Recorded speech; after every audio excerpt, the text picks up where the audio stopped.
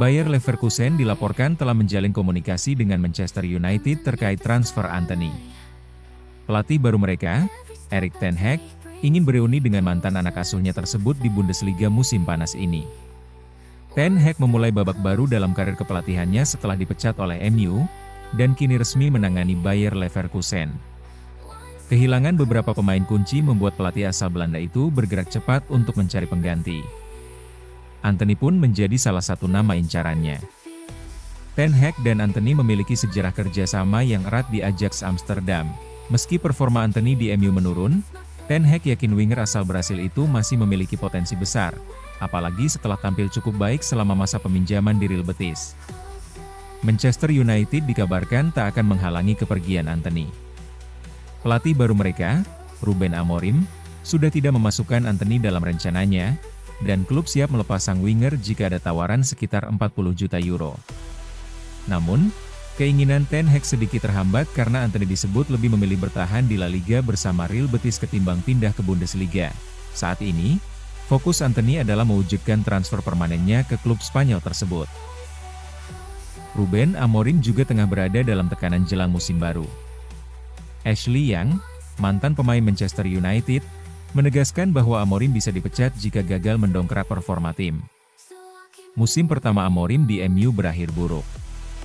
Setan Merah finish di peringkat 15 Premier League 2024-2025 tanpa meraih satupun trofi. Yang menyebut musim 2025-2026 akan menjadi ajang pembuktian bagi Amorim. Dia tidak punya alasan lagi untuk gagal. Musim depan adalah musim penghakiman baginya, tegas yang kepada Sky Sports. Yang juga menekankan pentingnya masa pramusim untuk mempersiapkan tim. MU dijadwalkan menghadapi Leeds United di Swedia akhir pekan ini sebagai bagian dari persiapan mereka. Selain Antony, Marcus Rashford juga berpotensi meninggalkan Old Trafford.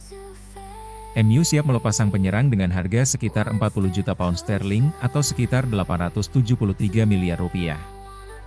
Fenerbahce, yang kini dilatih Jose Mourinho, tertarik mendatangkan Rashford. Mourinho mengenal baik Rashford setelah keduanya bekerja sama selama 2,5 tahun di MU, meskipun hubungan mereka sempat naik turun. Namun, Rashford dikabarkan lebih tertarik bergabung dengan Barcelona. Selain Barca, Bayern Munchen dan Juventus juga memantau situasi sang penyerang, meski belum ada tawaran resmi. Saat ini Rashford berlatih terpisah di Charrington setelah tidak lagi masuk rencana Ruben Amorim. Jika transfer ke Fenerbahce terwujud, maka Rashford akan bereuni dengan Mourinho dalam proyek ambisius raksasa Turki tersebut. Hingga kini, Manchester United baru mendatangkan Matheus Cunha dari Wolverhampton dengan harga 62,5 juta pound sterling atau sekitar 1,3 triliun rupiah. Mereka juga tengah mengupayakan transfer Bryan Mbeumo dari Brentford, meski dua tawaran sebelumnya ditolak. Di sektor penjaga gawang, MU dikabarkan mengincar John Victor dari Botafogo untuk mengantisipasi absennya Andre Onana selama 6 minggu akibat cedera hamstring. Selain itu, Aurelien Tchouaméni dari Real Madrid juga masuk radar setan merah meski belum ada pendekatan resmi. Juventus tengah menyiapkan kontrak baru bernilai fantastis untuk Kenan Yildiz.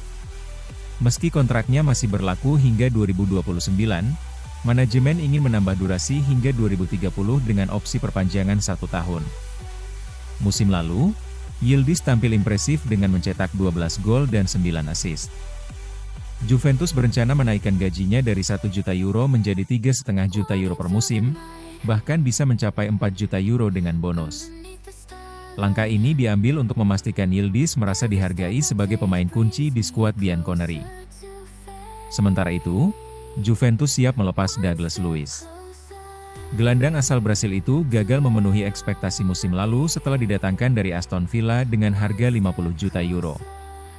Luiz hanya tampil dalam 19 laga Serie A dengan 3 kali menjadi starter dan gagal mencetak gol maupun assist. Juventus kini siap melepas Luiz dengan harga hanya 25 juta euro, setengah dari biaya pembelian sebelumnya.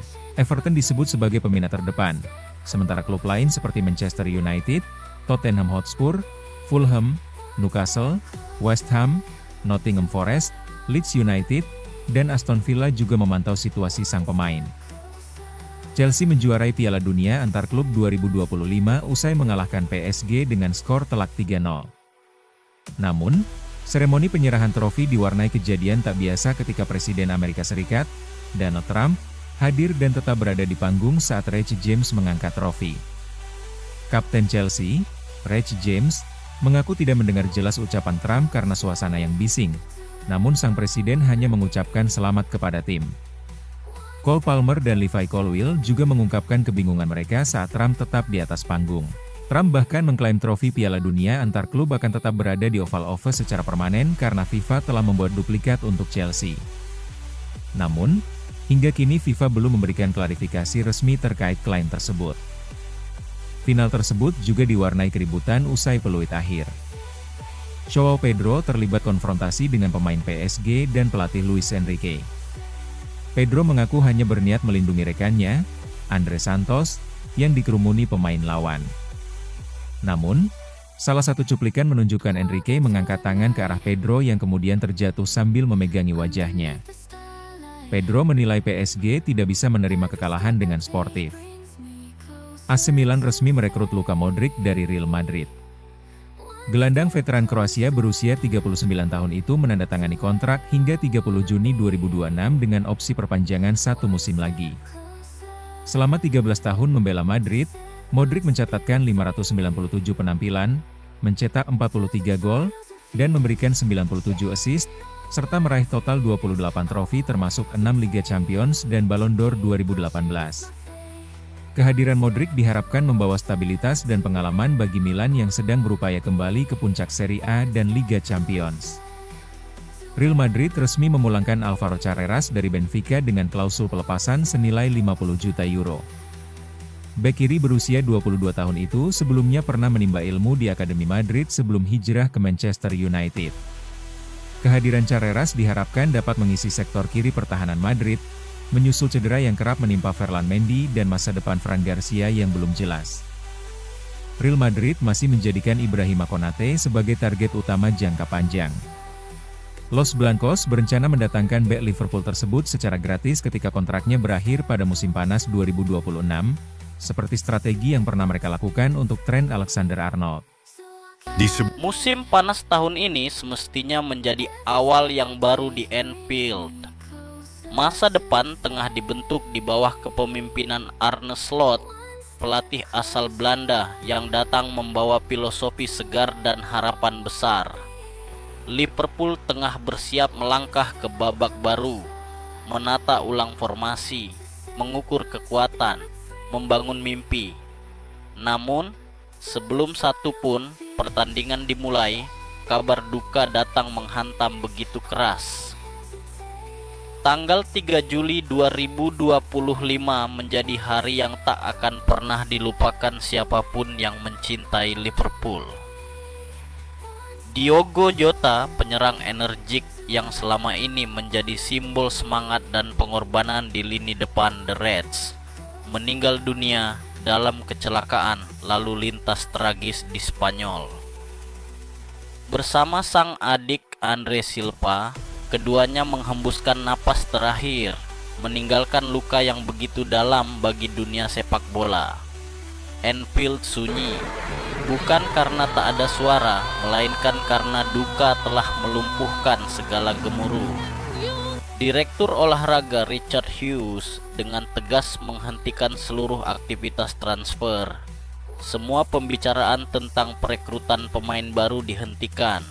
Tak ada yang lebih penting dari memberikan penghormatan kepada sosok yang telah memberikan segalanya untuk lambang di dada. Di luar stadion, lautan bunga mulai bermekaran. Jersey bernomor 20 diletakkan di pagar. Karangan bunga, lilin yang menyala, syal yang digantungkan, semua menjadi saksi bisu cinta para pendukung. Mereka datang tidak hanya untuk mengenang pemain hebat, tetapi untuk melepas seorang manusia yang meninggalkan kesan dalam di hati mereka.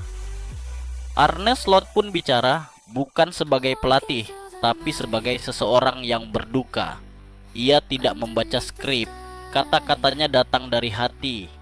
Suaranya lirih namun penuh makna. Perasaan pertama yang muncul tentu saja adalah kesedihan, tapi setelah itu saya merasa bangga. bangga mengenal Diogo, bangga pernah melatihnya, bangga melihat bagaimana ia hidup, mencintai dan memberi arti. Slot menyebut Jota sebagai seorang juara sejati, bukan hanya di lapangan tapi juga dalam kehidupan. Di bulan terakhir sebelum kepergiannya, Jota menorehkan 3 kemenangan besar. Ia menikah, membawa kebanggaan bagi keluarganya. Ia mempersembahkan gelar Nations League untuk Portugal, dan ia membantu Liverpool menjuarai Liga Inggris. 3 kemenangan, 3 dunia, 1 hati, seorang juara. Untuk mengenangnya, Liverpool mengambil keputusan besar. Nomor punggung 20 yang selama ini melekat pada punggung Jota resmi dipensiunkan. Tak akan ada lagi yang memakainya. Itu milik Jota selamanya. Tapi dunia sepak bola terus berputar. Waktu tidak pernah menunggu. Liverpool pun perlahan kembali bergerak. Pelan, hati-hati, namun dengan tekad yang semakin bulat. Beberapa nama telah didatangkan. Florian Wirtz dengan harga rekor, Jeremy Frimpong, Milos Kerkez, dan Freddie Woodman ikut memperkuat skuad. Darwin Núñez yang disebut-sebut akan dilepas ke Napoli membuka ruang untuk datangnya penyerang baru. Dan disinilah nama Hugo Ekitike mulai disebut. Seorang striker muda asal Prancis yang musim lalu mencetak 22 gol bersama Eintracht Frankfurt. Fabrizio Romano telah mengonfirmasi Ekitike adalah target utama Liverpool. Frankfurt pun sudah mengantisipasi kepergiannya dengan mendatangkan Jonathan Burkhardt sebagai pengganti. Namun jalan menuju kesepakatan tidak mudah. Frankfurt memasang harga tinggi hingga mencapai 100 juta euro. Tapi Liverpool tahu, negosiasi adalah soal waktu. Mereka yakin harga itu akan turun. Mereka tahu Ekitike bisa jadi bagian penting dari masa depan Anfield. Dan jika transfer ini terwujud, maka Ekitike akan datang bukan hanya untuk mencetak gol, tapi juga untuk meneruskan semangat seorang legenda, semangat yang diwariskan oleh Diogo Jota. Slot menyadari luka itu belum sembuh, tapi ia tidak ingin para pemainnya pura-pura kuat. Ia tidak meminta mereka untuk tegar. Ia meminta mereka untuk jujur. Saya katakan kepada mereka, ujar Slot, jadilah seperti Jota. Ia selalu otentik, selalu jadi dirinya sendiri. Jika ingin tertawa, tertawalah. Jika ingin menangis, menangislah. Jika ingin berlatih, berlatihlah. Jika tidak sanggup, tak apa. Jangan berpura-pura menjadi orang lain dari yang kalian rasakan. Kata-kata Slot bukan hanya motivasi. Itu adalah kompas moral di tengah badai. Karena dalam kehilangan, Liverpool justru menemukan kembali jati dirinya. Klub yang dibangun di atas cinta, keberanian, dan kejujuran. Bahkan rival seperti Everton pun menunjukkan solidaritas. Di seluruh kota, dari sudut jalan hingga mural dinding, Jota dikenang sebagai pahlawan. Fans dari berbagai penjuru dunia mengirim doa, menyalakan lilin, dan menyanyikan namanya dalam keheningan. Saat Liverpool bersiap menghadapi Preston North End dalam laga persahabatan, stadion akan menjadi saksi penghormatan terakhir. Sebuah momen hening akan bergema lebih keras daripada sorak-sorai.